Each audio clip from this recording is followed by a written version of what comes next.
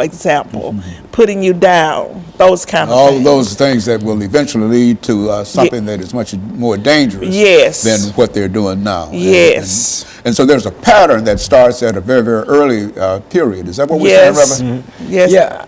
Go, I'm sorry. Go ahead. No.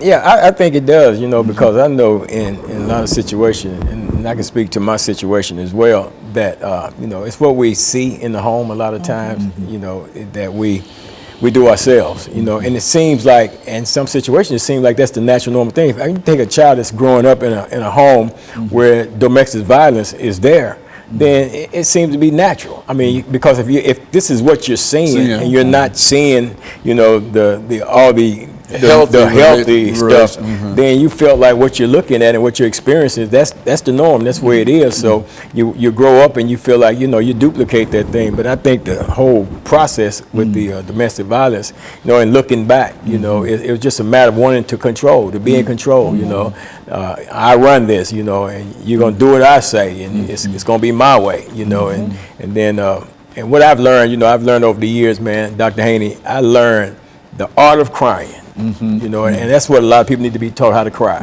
A lot of boys need to be taught how to cry. A lot of men need to be taught how to cry. They'll stay out of jail if they just went, because what happens is we get our feelings hurt. And then we want to share that hurt and that pain. And the way we know how to share that hurt and that pain is physically. Because, we think that our manhood is all physical anyway, and more physical. So we want to share that hurt and that pain, so we strike out like that. But if you just go somewhere and use that God-given thing called crying, and just cry like you're supposed to, get on out of the way, sit down somewhere, ball up in a little old ball, and just cry. Just go on and have a good cry. I understand. And you can get past that stuff, and you won't have to act out like that. And of course, like I say, you avoid going to jail as a result. But we just want to share that pain, and that's what happens. And we want to be in control. And if you hurt my feeling, you gonna feel what I'm feeling, instead of recognizing this is my pain, this is my feeling, this is my hurt, and I got to deal with my own hurt, and I got to deal with my own pain. And if crying is the mechanism that I need to use to deal with, then that's what I need to do. Because forget about the big boys don't cry stuff. Men that don't cry, something wrong. Okay, Ms. Jelson, close us out over the last minute and a half that we have in terms of your perception in terms of these young children and domestic violence. Well, again, it's an epidemic. We need to educate our children. We need to talk to them. We need to tell them the danger signs, what to look for. And through that education, to look at it, it's not that they love you. They're just this person is just trying to be in control. It's my way or no way, or it's my way or the highway, that kind of thing. And so in a real sense, domestic violence starts at an early age, and if we can start sort of nip it in the bud, at least make young children much more sensitive and much more knowledgeable in terms of that there's a possibility that we might be able to stop it from occurring later on in life. And also, Dr. Haney, to get them to show them what a healthy relationship really looks like. They don't know what that is. So we have an obligation to educate them in that area as well. Yeah, I think that's what the pastor said, is that if you don't know that relationship, if you don't know what a healthy relationship is, you think that what you're doing and the noise that you make, the cursing that you do, the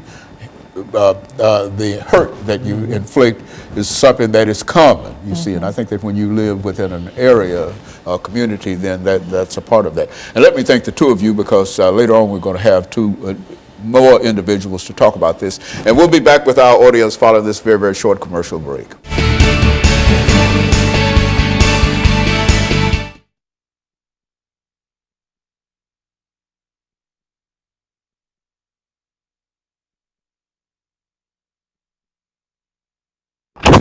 No, I Mr. John, appreciate you. Yeah, you did an excellent job. You're doing great work.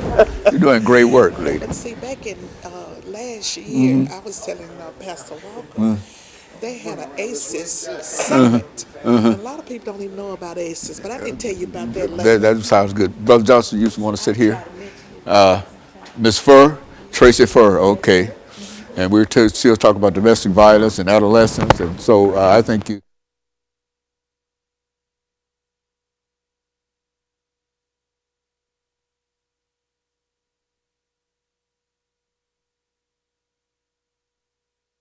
when we start saying domestic violence and adolescents, and we're going to Tracy Furr. Yes, sir. You see, and then we want to start off at about the first 2 minutes of giving you background. You know, who you are. You saw the way we did. Yes, sir. Ms. Johnson. Yes, sir. Mr. Johnson, mic check, please. And then after the, yeah. go Sir, Say your name and count to 10 for mic check. Robert R. Johnson Jr., 1, 2, 3, 4, 5, 6, 7, 8, 9, 10, Just keep going. They gotta turn you up. 11, 12, 13, 14, 15, 16, 17, 18, 19, 20, 21, 22, 23. Okay. Ms. Furr? Tracy Furr, 1, 2, 3, 4, 5, 6, 7, 8, 9, 10, 11, 12, 13, 14, 15, 16, 17, 18, 19, 20, 21, 22, 23, 24, 25, 26, 27. That's good. Okay, that last 27. That's Okay, all right, yes. okay, so what we want to do, Brother Johnson, is to buy in to the conversation that we had with Ms. Johnson and Pastor Walker. You see, and this time what we'll do is to, so this, we've got 10 minutes for this segment. I'll take about a minute to introduce it, and then we want you to take about a minute or 2 minutes to talk about Robert Johnson, you know, just about who you are. And then Ms. Furr, we want you to do the same thing. Yes, sir. About a couple of minutes. And Okay. then it'll come back to me. After that, then I'll come back to you, and then we want you to, you know, start talking, you know, get into the conversation in terms Right. of what we're doing and whatever. And then we'll sort of trade it back, but we'll have 10 minutes. So 10 minutes is a long time. It may is. seem like it goes a long time. But when you have to talk it sounds.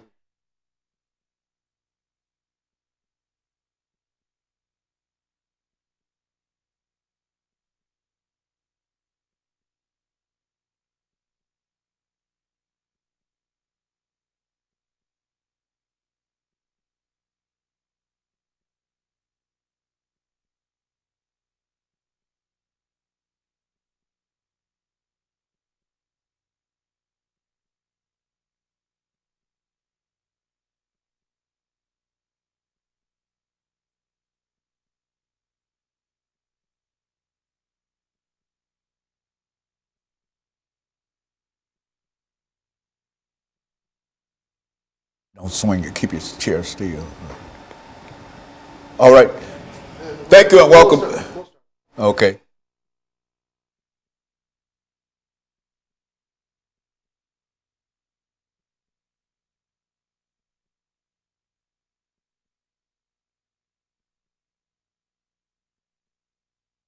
Thank you and welcome back to the final segment of the show for today. We've been joined by Mr. Robert Johnson and Ms. Tracy Furr, who will also give us some information in reference to domestic violence and adolescents. But before we get into that, Mr. Johnson, let's see if we can have you to give us a couple of minutes of information about your background, your education, and some of your experiences. And Ms. Furr will do the same thing, and then we'll get into further aspects of domestic violence and adolescence. Yes, sir, Dr. Haney. I grew up in Mobile, Alabama, graduated from Central High School there in 1964. At that time, I enlisted in the Army and served 2 years while doing 1 year in Vietnam. After my 2 years with the military, I went back to Mobile, spent a few months with my family, and then moved to Nashville, Tennessee. At that time, I went to the, at that time it was the Nashville Business College. I spent about 18 months studying there, and after that time, just began to get various jobs in the community, better jobs because I had gone to school. And around 1988, well, in 1985, I met my wife, Joyce Johnson.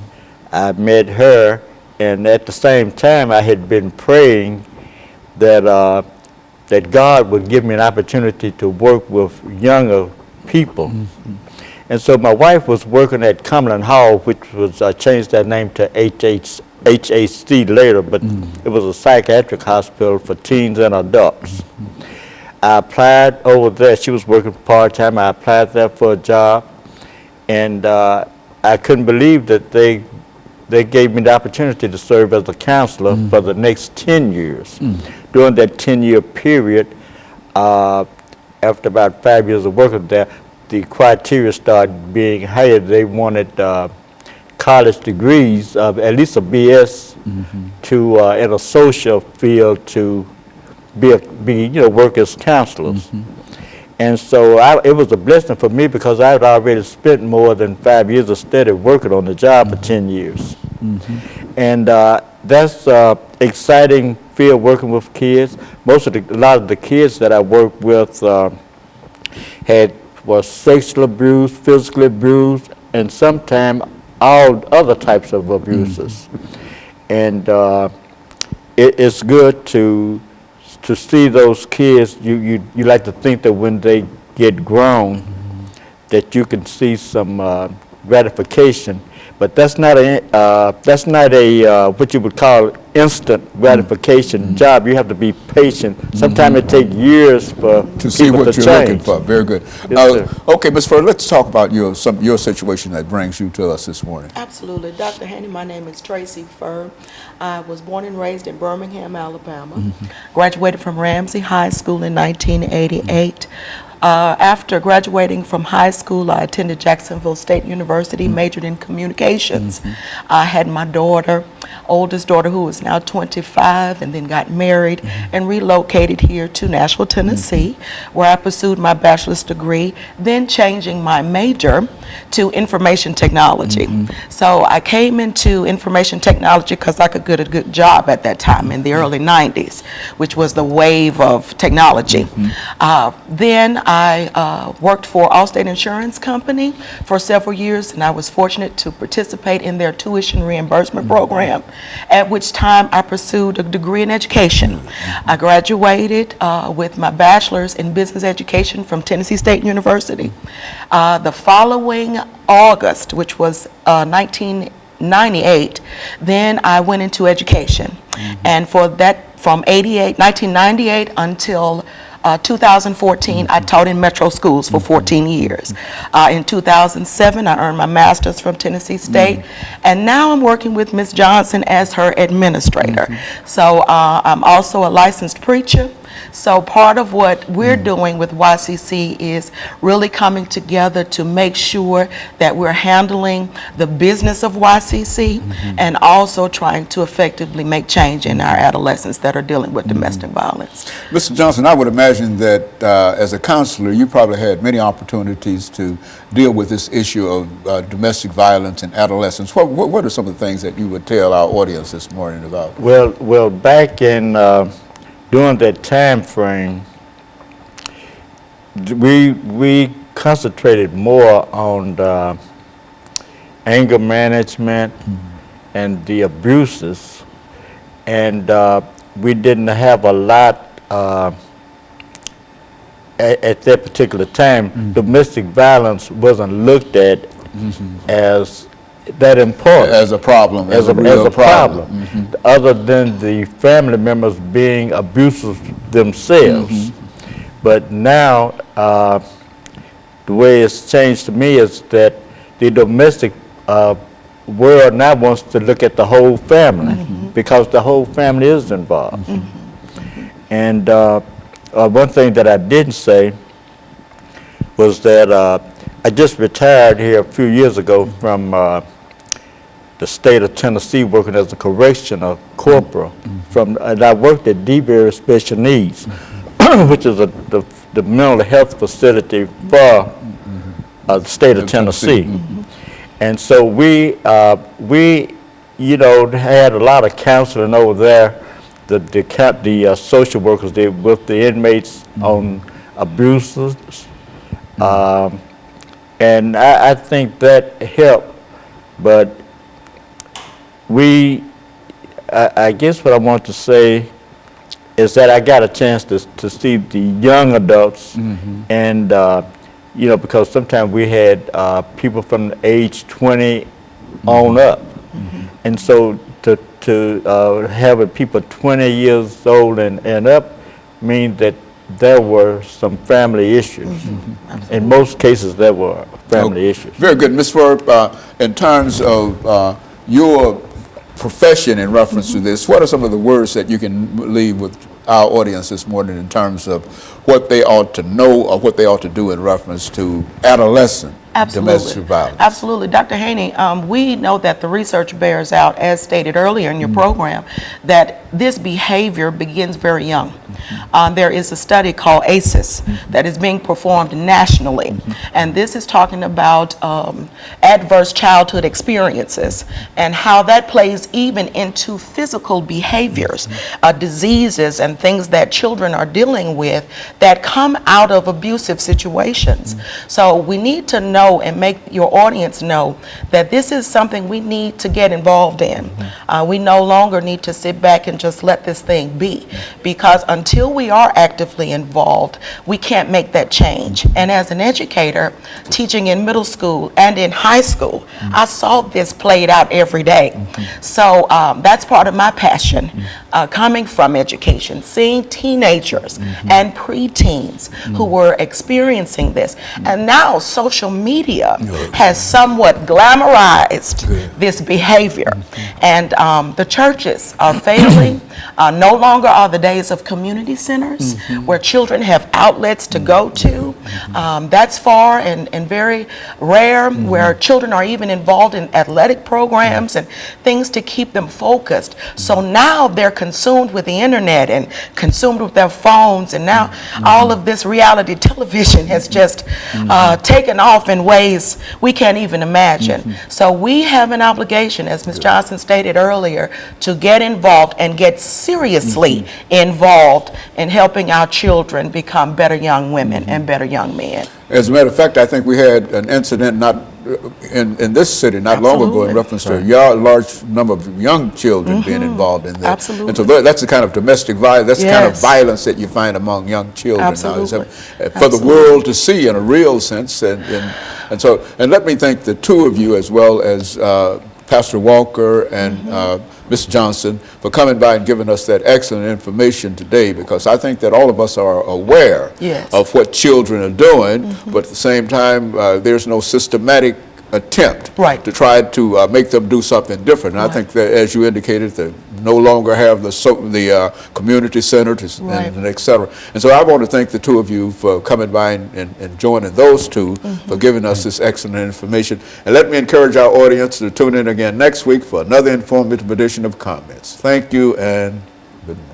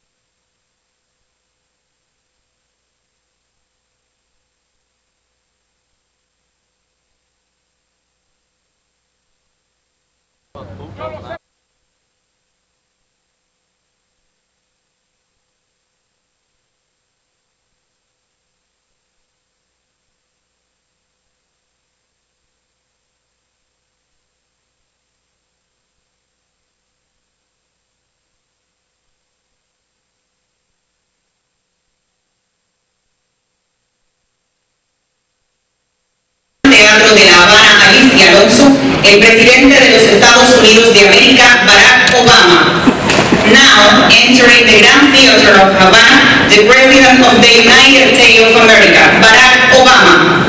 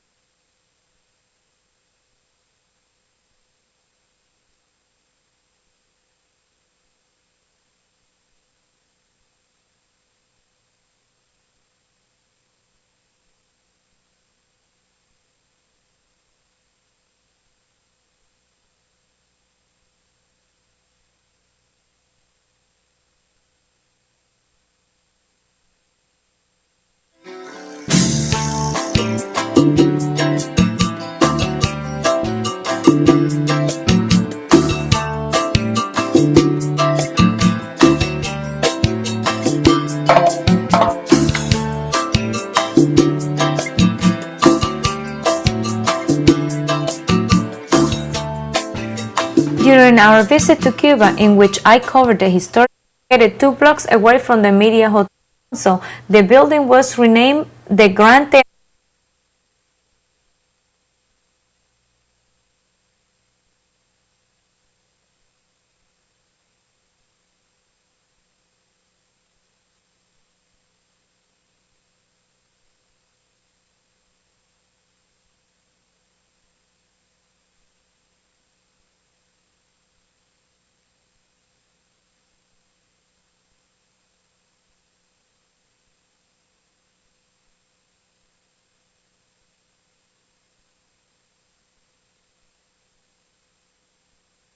Education experience. That's That's it. basically- Okay, Okay, that's basically got what it. we want to talk about. And after that, then we'll have, We can get a mic check, ma'am. 1, 2, 3, 1, 2, 3. That's good. Okay. it's my granddaughter, she did the first show with us today on Malcolm X and the Oh, Black cool. Liberation Movement. She's in the 7th grade.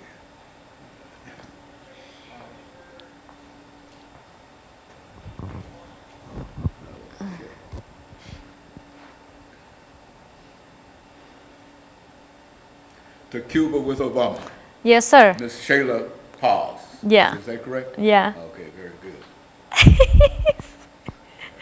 You're funny. Huh? You're funny. Well, I hope the audience thinks so.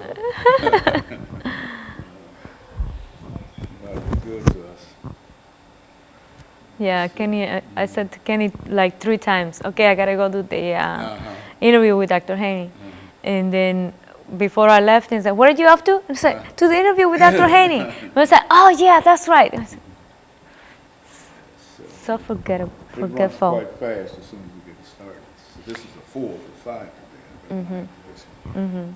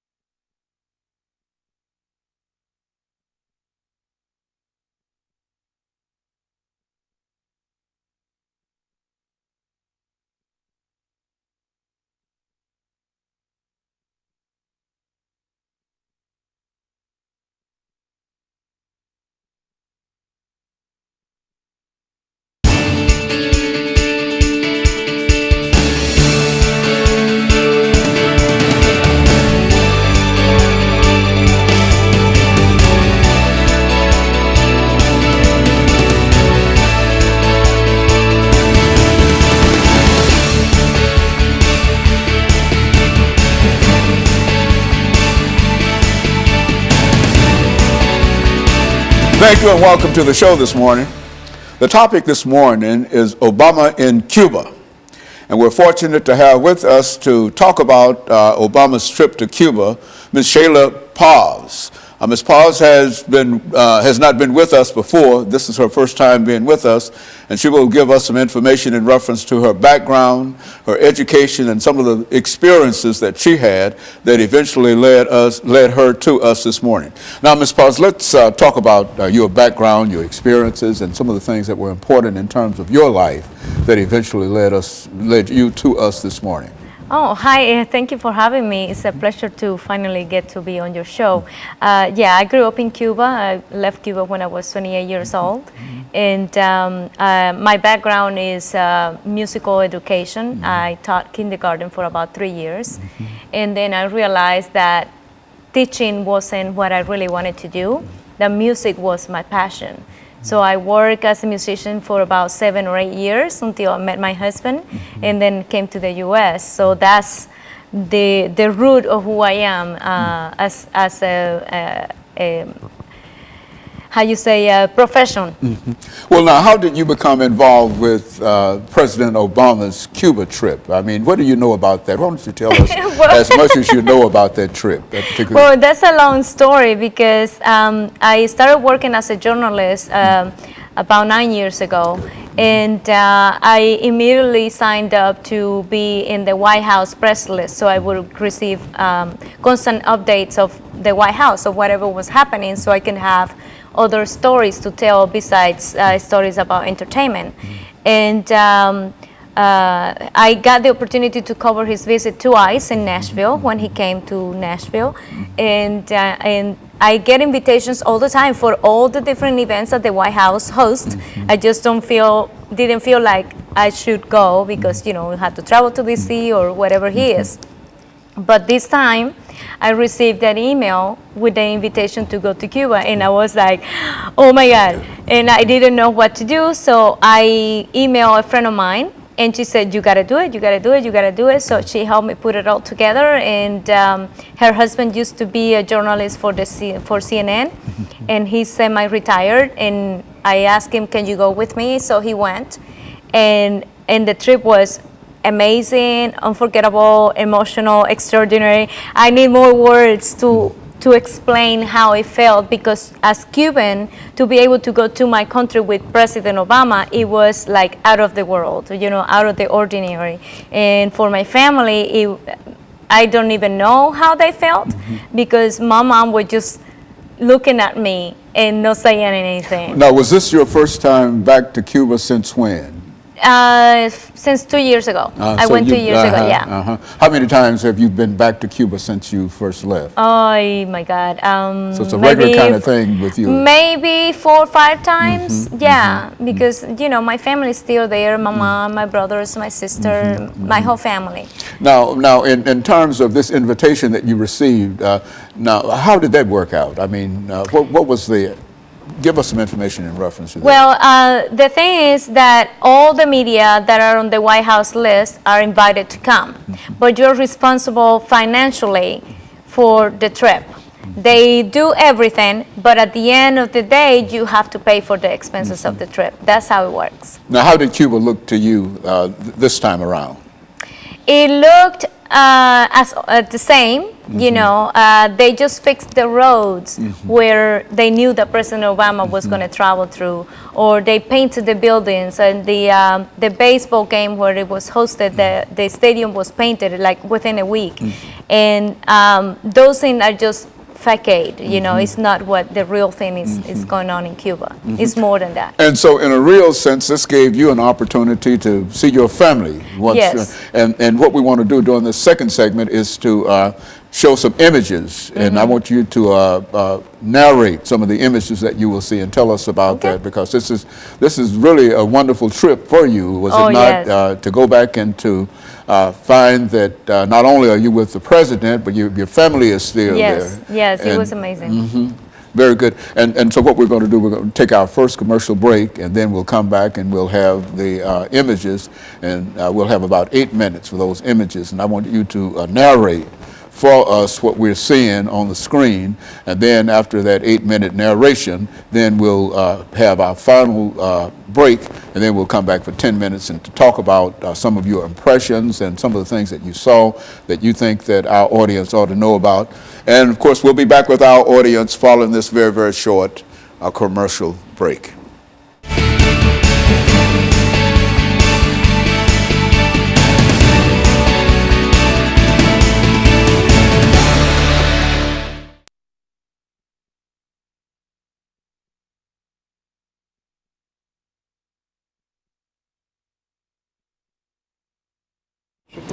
And so this is an 8-minute segment. Okay. And what we want to do is to put the images up and to have you to towards you a little bit.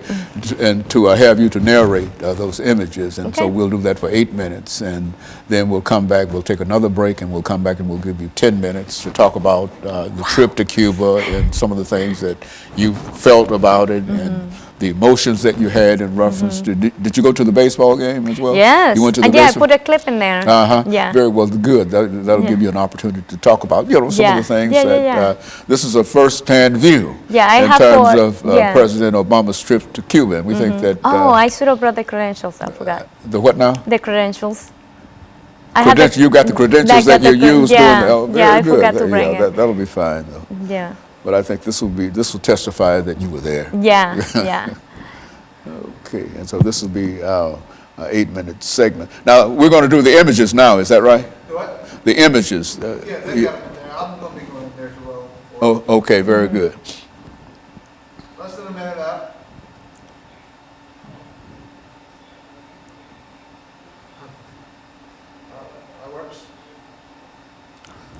All right? Oh, you got an extra hand, I don't have to do that.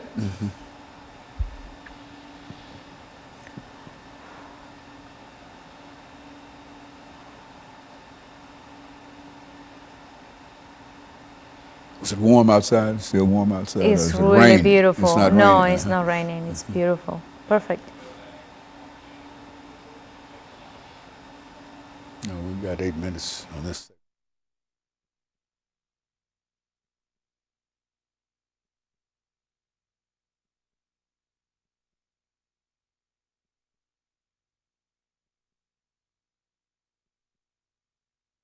Thank you and welcome back to the second segment of the show for today.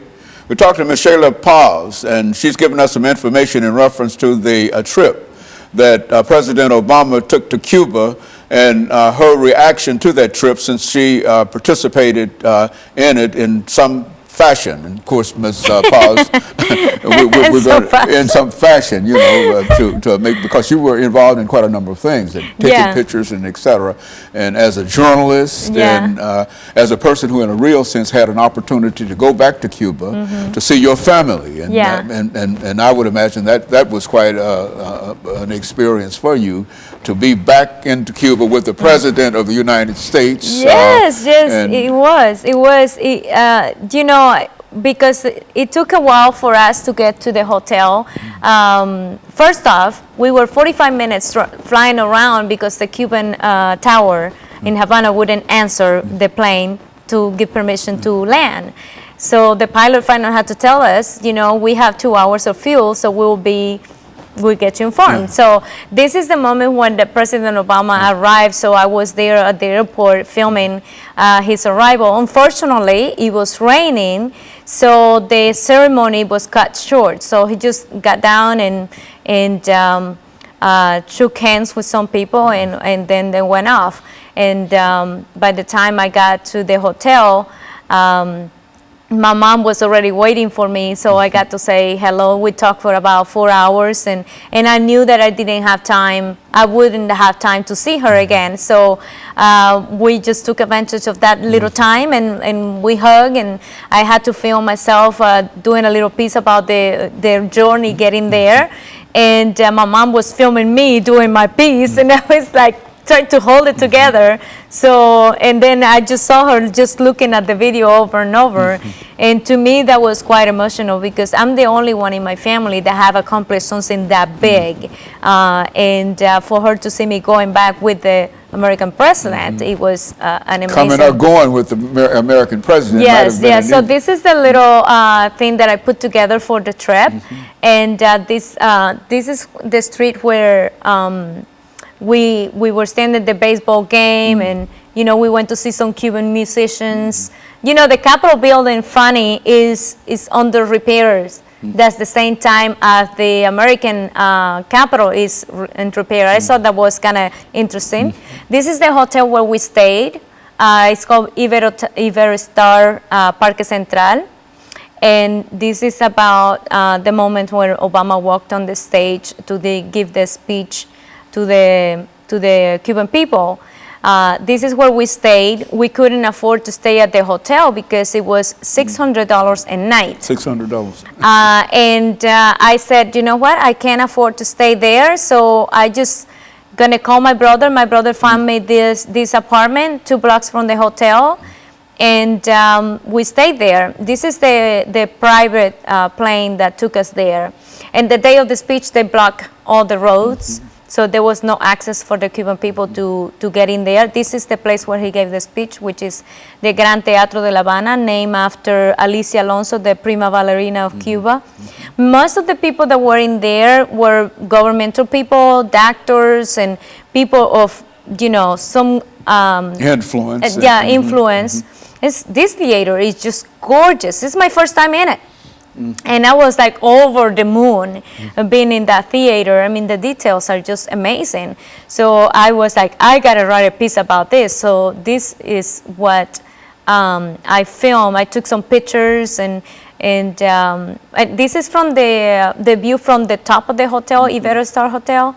You can see the theater right across the street. It's just gorgeous, and I am glad that he got the opportunity to talk to the Cuban people because he talked from the heart, Okay. you know, and say things in Spanish and not just plain Spanish, Cuban Spanish, Spanish, which is a little different, you know, like KWalker, that is very ghetto, you know, very street-like.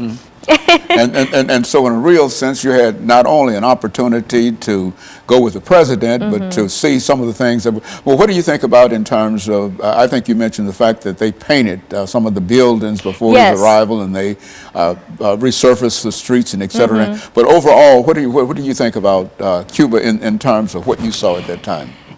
See, the buildings, this is one of the side street, and I'm doing a story about the people, how calm they are, but they are very excited that the president was going to be there, and this is not being fixed at all. This is one of those streets that are like really near the main street where Obama was going to drive through with the motorcade. But you know, there is a long ways to go for the Cuban government and for the country itself to being rebuilt, and it's going to take a lot of money. And how did the people feel? I mean, how do you see the people in terms of their feelings and their emotions in terms of the president's trip here? The moment that I saw that you could feel, I still get goosebumps. The emotion was when we were at the baseball game. Because when Obama walked through that tunnel, all you feel was the trembling of the whole thing. It was full of Cuban people, and they were there waiting from 10 a.m. in the morning until he got there about almost 2 p.m. And that's when you felt the energy, and they were chanting and saying his name and moving the flag, and it was very, very exciting moment for the Cuban people to see that. And there was like, when I got out, there were people hanging over the top to see him leaving and to arrive. Yeah, yeah. And so that was quite an experience with you and your family. Yes. Where was your mother at that time? Were the two of you together at all times? Or what? No. I wasn't. I knew that I wasn't going to be able to see her again. So I just saw her the night we got there on the 19th, the night before. All the press got there the night before he arrived. So I got to the hotel about 8 p.m. and I got to hang out with my mom for 4 hours. That's it. And so this was about your fifth time to Cuba since you first left Cuba as a child. Yeah, about 5 times. Yeah, yeah. And I would imagine that this was one that you will probably remember more than any trip that you've ever taken there. And so what you're doing now in terms of the images that we see, these are the images that you're using for your own television show. Is that not?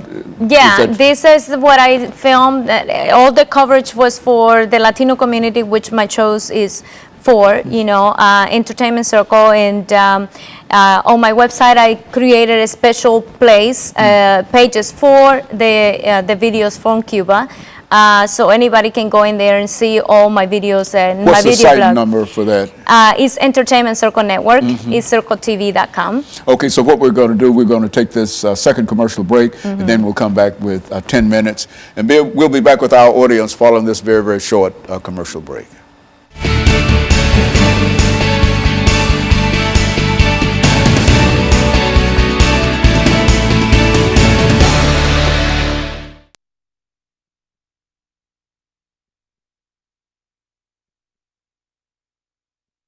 Whatever, political, social, or whatever, you know, some of the old automobiles. I mean, I would imagine, what were your impression about that and the general status that you saw in Cuba? I mean, you know, we've got 10 minutes for that. And so anything that you'd like to talk about, feel free to do so, okay? And then we'll be able to cut this out, and then we'll have, this will be an excellent show. I think that this is an excellent show, what you're doing. Thank you so much. Well, I think it's information, you know, to say that we had a chance to talk to one of the persons that went to Cuba with President Obama, you know, and then we've got it on tape. And I think well, at least on that first clip that he put up, I have my credentials on, so you can see it. You can see it on there. Yeah. Yeah, every time. We had a Secret Service guy assigned to us. for the White House press. Oh, well, why that don't you, was- this is 10 minutes. Yeah, okay. And I don't have any information about it at all. Okay. And so what you do is to just inform me Okay. for the next 10 minutes of this last segment on Okay. what went on while you were in Cuba. Did you have a chance to go out to dinner, or did you go to a restaurant, or did you go to No, just no. all confined within Only that- one time I went to that bar where the musicians were playing, and we had a daiquiri. There was no free movement anywhere you wanted to go. Oh, I would Well, imagine- it was, but I just didn't have Just time. could- It was the time was really tight. So Okay, to Cuba with Obama. Is that the Yes. name of this? Okay, so good. We're getting ready for this final segment. And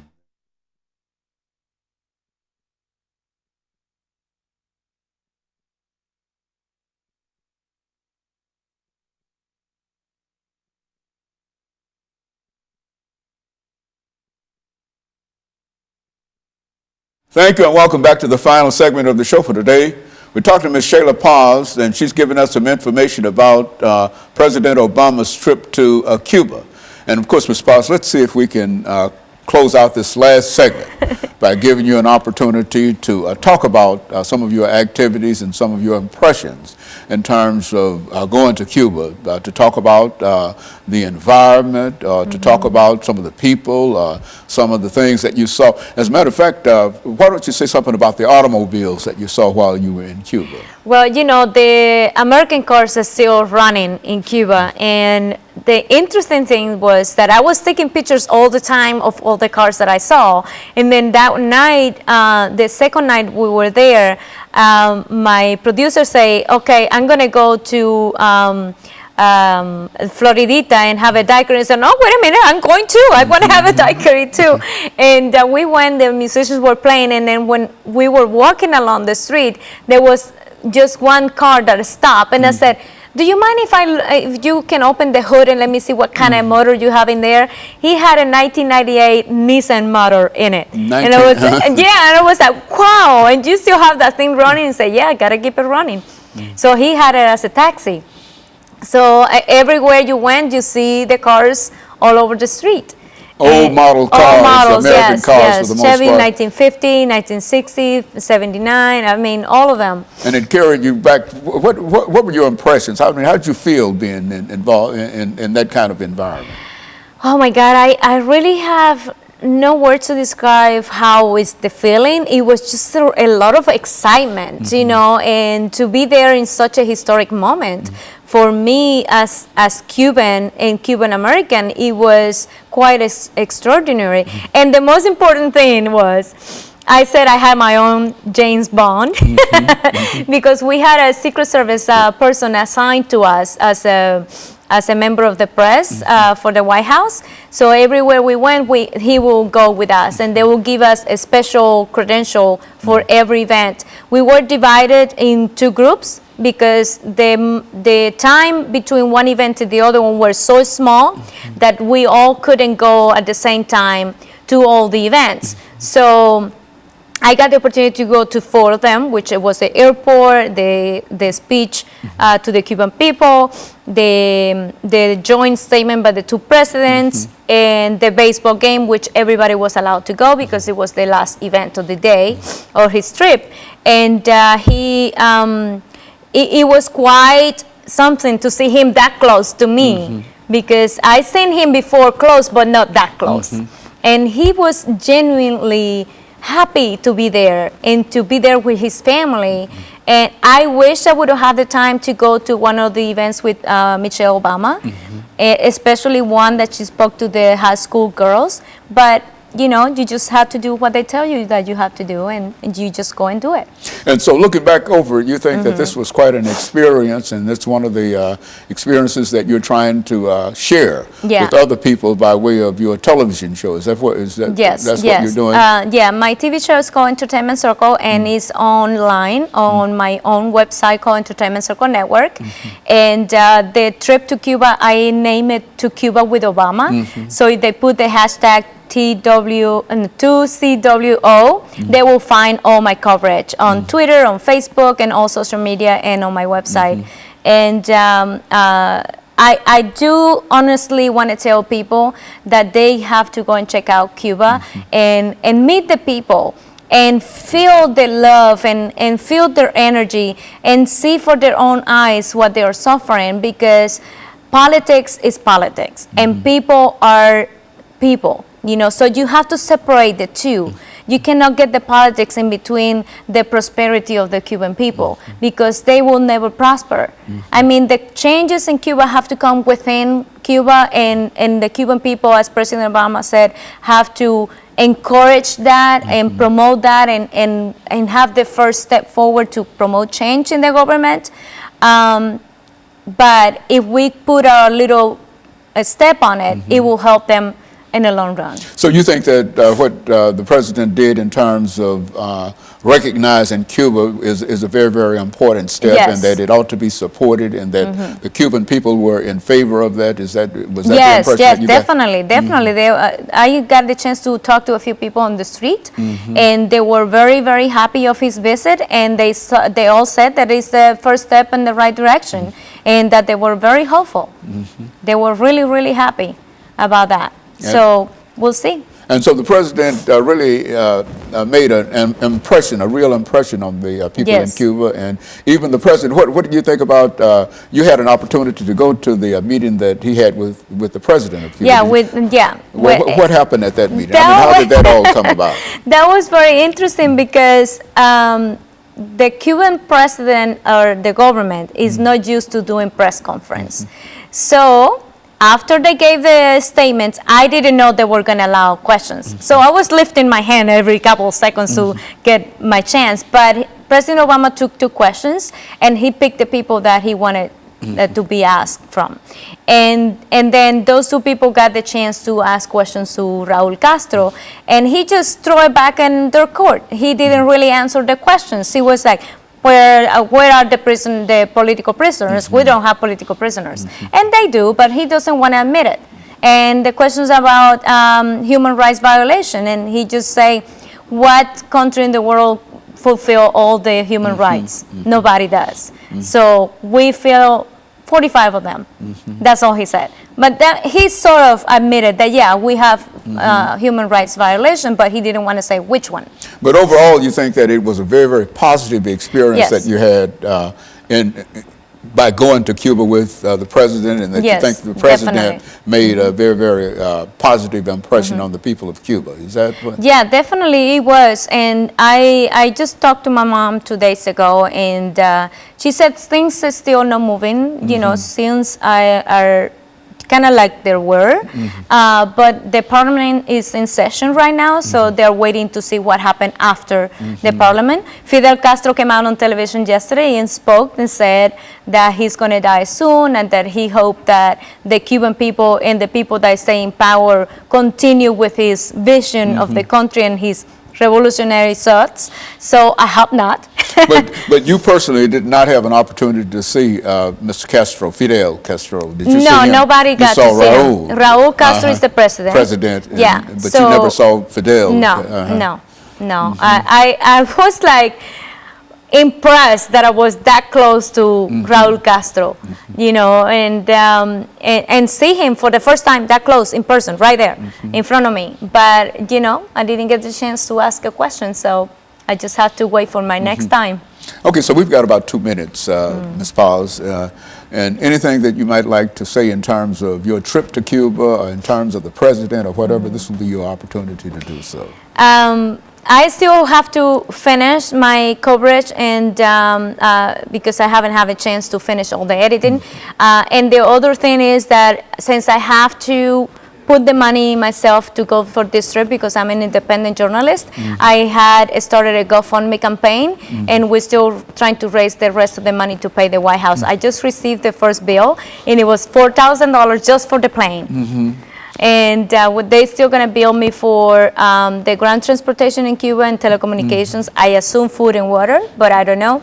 So I'm praying that it's not over $2,000. So that's it. It was quite shocking that it will be that expensive, but I wouldn't change it for the world. You This think it was experience. worth it It in was spite totally, of the cost yes, that, yes. that you had to pay Yeah. in reference to doing that, and the images that you have and some of the experiences that you have Yes. was certainly worth it as far as you're concerned. Is that Yeah, right? yeah, of course. It was a big step on my career as a journalist. Yeah. I think it's a big step for the president, too. To Yeah, go down definitely. and to be able to do some of the things that he's Yeah. trying to do, and diplomatic recognition of Cuba by the president. And et I cetera. am so glad that he got the opportunity to go before he left office. He promised that he was going to try to reestablish relationship with Cuba, and he's doing that. And the next thing that he promised was to close Guantanamo Bay, and I don't know if it's going to happen because of the situation with the prisoners. And now the next thing is to lift the embargo, and I hope they do, because it's not doing good for any of the parties. Okay, let me thank you, Ms. Paz, for coming by and giving us that excellent information. And let me encourage our audience to tune in again next week for another informative edition of Comments. Thank you and good morning.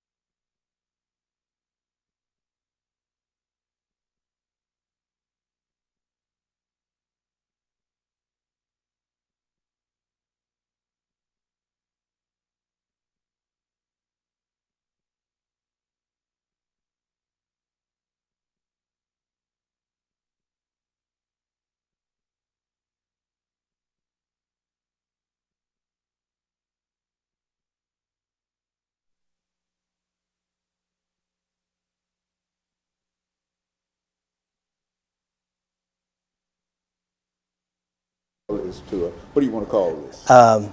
So I was going to mention how I came to communal organizing and then tied to the church. Okay. So it's nonviolent direct action.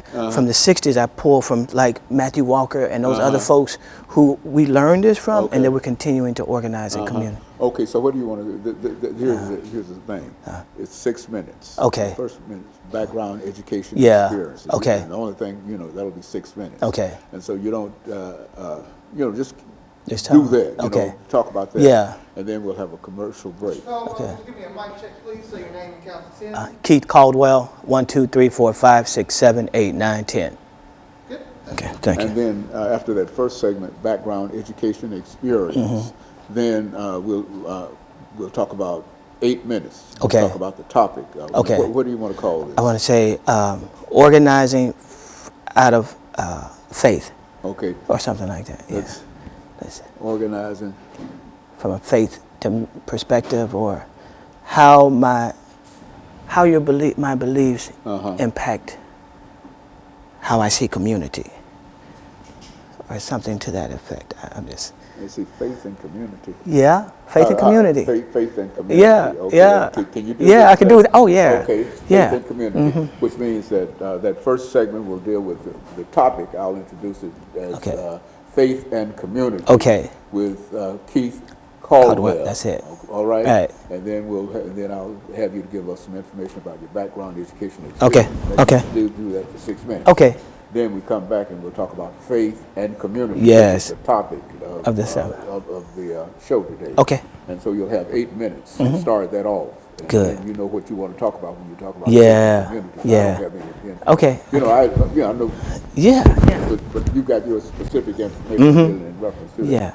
And then we'll, after 8 minutes, we'll end that segment. Okay. And then we'll come back with 10 minutes for a 10-minute segment. Okay. We'll continue in faith and community and anything else that you want to talk about. Okay. The only thing I want you to do is keep on talking. Okay. This is the last of 5 shows that I we've see. done today. Good. And so, Good.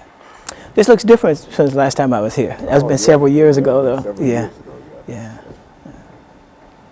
Okay. Keith Caldwell. Yes, sir. All right.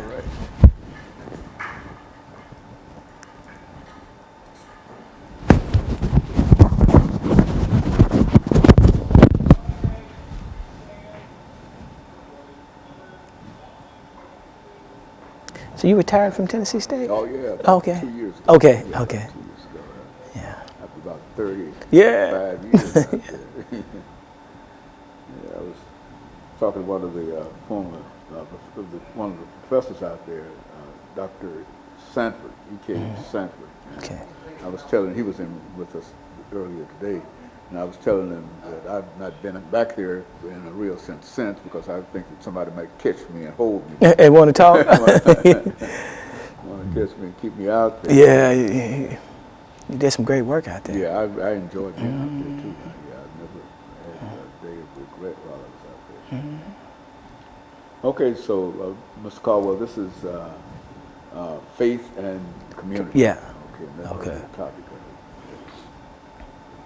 And I've been here since 10:30 this morning. Oh man, you Sit yeah. right in this chair. My granddaughter was did the first show with us.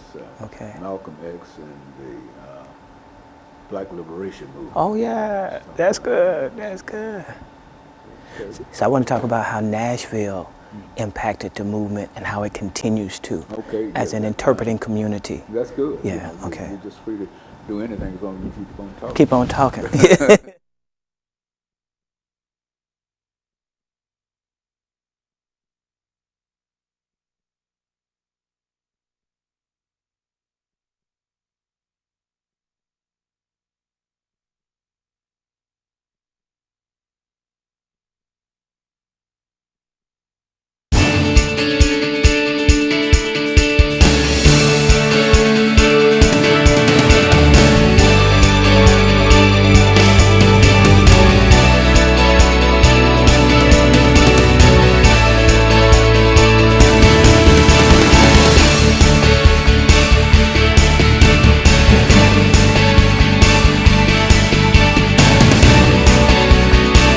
Thank you and welcome to the show this morning.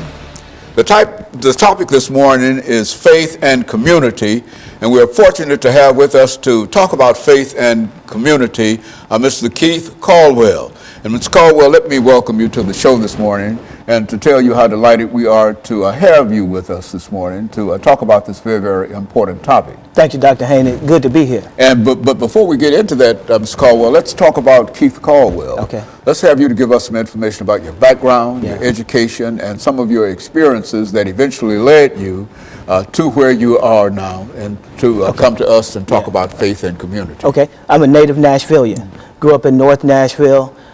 Grew up in public housing. John Henry Hill, Preston Taylor, and went to the public school system. I did my undergrad at Tennessee State and American Baptist College. Then I went on to graduate school at Vanderbilt and earned a Master's of Divinity from Vanderbilt University. Part of what brings me to faith and community is I grew up in the Greater St. John Missionary Baptist Church. And my uncle was the pastor then, Reverend Frank Spence, and I used to hear him preach about not just this world, but that there was another world that would happen after we die, but also that we could help bring that world into this world. And the justice and the fairness and the equity that Jesus demonstrated through his life and ministry. So I began with my job. I was working as a labor union, and when we were bringing a labor union in to a metro, I was working for Metro, and I saw that when the labor union came in, collective bargaining and the power that we gained through having a voice, a collective voice, went through collective bargaining, labor union, and kind of saw a glass ceiling because it was still more white men that dominated that. So I went over to community organizing. About 15 years ago, Governor Bredesen had gutted TFurr3. If you remember, TFurr3 was, and we were thinking about, there were people who needed insulin and things like that that couldn't get access. So there was a sit-in that they were going to do at the governor's office downtown. And I was working with the Nashville Peace and Justice Center then, and they decided to do a sit-in. It was called the Nashville 20. And we all went, 20 of us, and did a sit-in. It lasted 77 days. Longest sit-in in U.S. history in a government facility at that time. And so we had it, that plan that, you know, different people would go home and different people would rotate in and out. And I remember when it was time for us to leave the Capitol, the state troopers came in and said, you have to leave. And we decided we weren't. And there was about 25 of them lined across the office. And the receptionist's phone rang, and the governor said, do not touch those people, because he knew it would be a public relations nightmare. We stayed, and when I got ready to leave out of the office, went into the hallway, and there all the news channels, Associated Press, and they were asking, you know, and we say, well, this is a matter of justice, and we will stay here as long as we have to, and we are staying here for the most vulnerable of our citizens who don't have access to health care, and there's another way we can find. Now, TFurr3 was lauded as a model for what a state could do for its residents, but the problem with TFurr3 was it was only at a state level, and so people were moving from Mississippi and Alabama, and they, you know, the rolls swelled to the point that it was not, we couldn't keep that up. So that was a precursor to President Obama's Affordable Health Care Act. Now that was, of course, modeled out of Massachusetts, which was a fantastic model. So when I saw that the state-sanctioned officers couldn't touch us, and growing up in public housing and seeing racial profiling and things happen, something triggered in me, and I knew that I would have to do this work for the rest of my life. I went on to get hired by the Nashville Peace and Justice Center, become the director of that, and at some point, Dr. Sekou Franklin and I started Urban Epicenter, and that's a grassroots organizing that center around racial and economic justice issues. So we worked that out. Very good. And so what we'll do, we're going to take our first commercial break, and then we'll come back and talk about the health situation, because I think that that's one of the most important areas, and especially when you talk about TFurr3. And I would imagine, as a community organizer, you've got quite a bit of information in reference to what is going on with health and the Tennessee government. And so we want to talk about that. And we'll be back with our audience following this very, very short commercial break.